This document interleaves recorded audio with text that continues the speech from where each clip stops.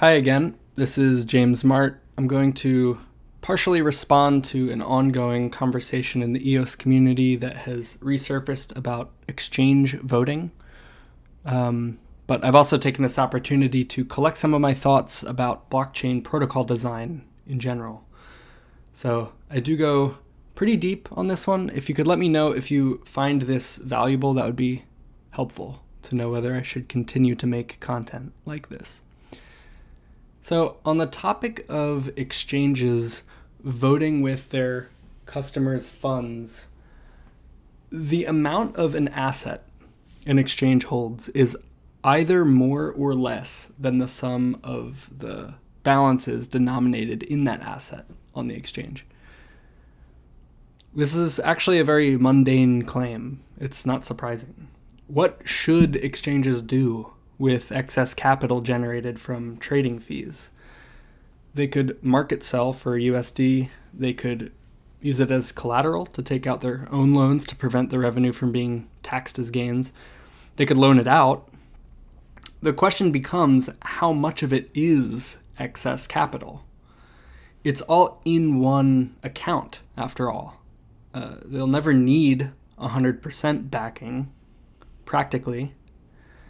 And trades on a centralized exchange aren't native on-chain trades. So how much of it should they loan out? If they loan out slightly more than the excess capital, they could make additional income and pass that income through to depositors as yield, or reduce their trading fees, etc. Or maybe you have a moral intuition that they ought to keep 100% of their IOUs backed dollar for dollar and only loan out the excess funds. You're free to have your moral opinion on how these exchanges operate, but you should also know that the world at large does not operate according to this intuition. Fractional reservation in the modern economy is very unremarkable. It is perfectly legal in the United States if you're a bank. And by the way, some crypto exchanges in the USA, like Kraken, have a banking license. So banks in the United States have what's called a reserve requirement, which is the amount of assets they need to have on hand relative to the amount of assets they've loaned out.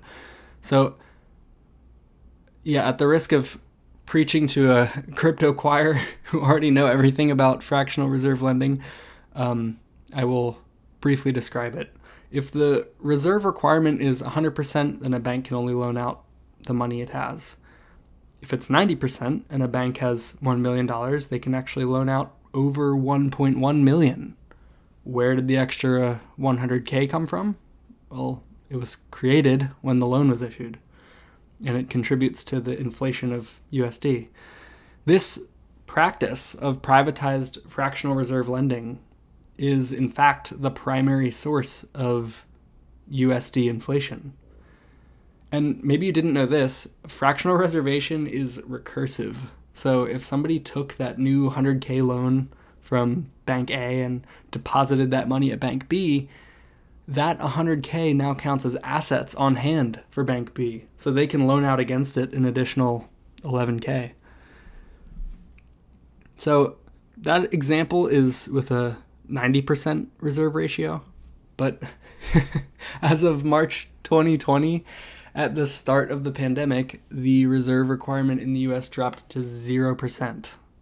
This means that the amount of loans banks give out need not be backed by any capital at all.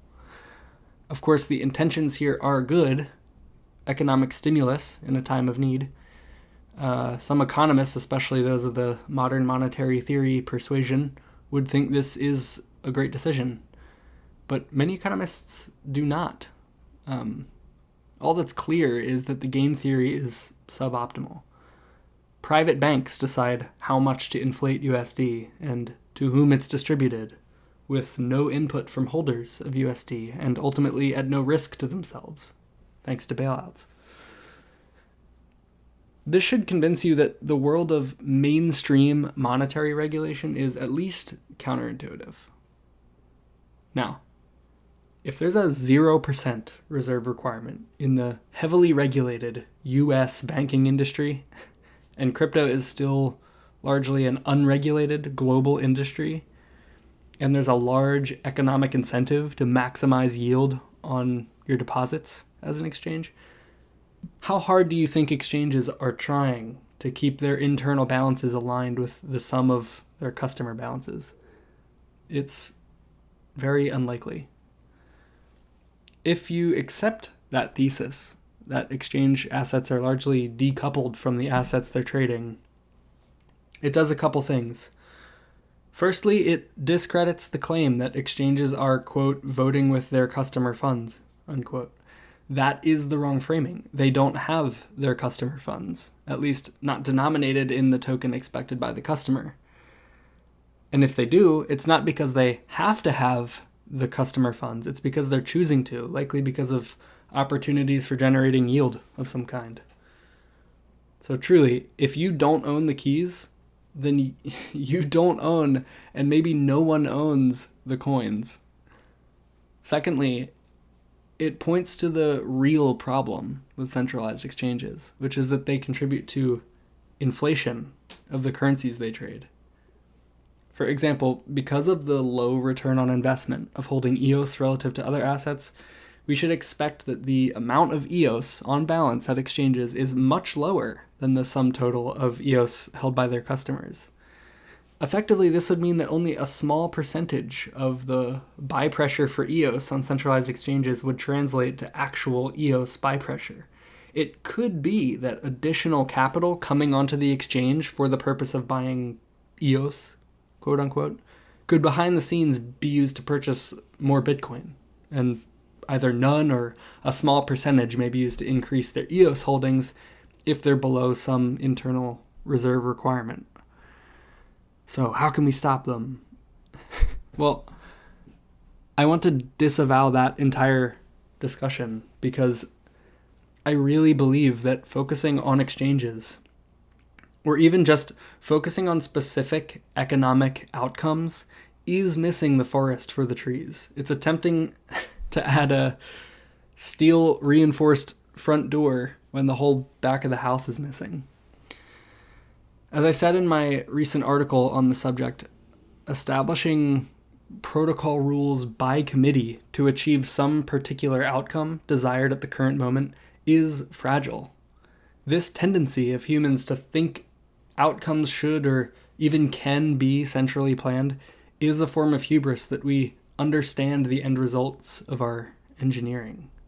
We don't. Decentralized public blockchains, at least the ones that interest me, are simple, neutral base layers that do not care about outcomes. The number of parameters is minimized. The values of those parameters are ideally derived from first principles like mathematics, such as the 2/3 + 1 constant for reaching Byzantine fault-tolerant consensus, or maybe from second-order principles like Dunbar's number or the Pareto distribution curve, or the principles used in fractal democracy derived from biology. To ensure the security and anti-fragility of the base layer protocol, a significant portion of the efforts of human engineering should be spent trying to remove the fingerprint of the whims of humanity from these protocols. Okay, I do hope that was actually educational, not too soapboxy or something. I actually love thinking about consensus and blockchain design. Part of why I love the EOS community is that it's always thinking and talking about this stuff, and I'm happy to contribute to that mess. Okay, thanks for listening.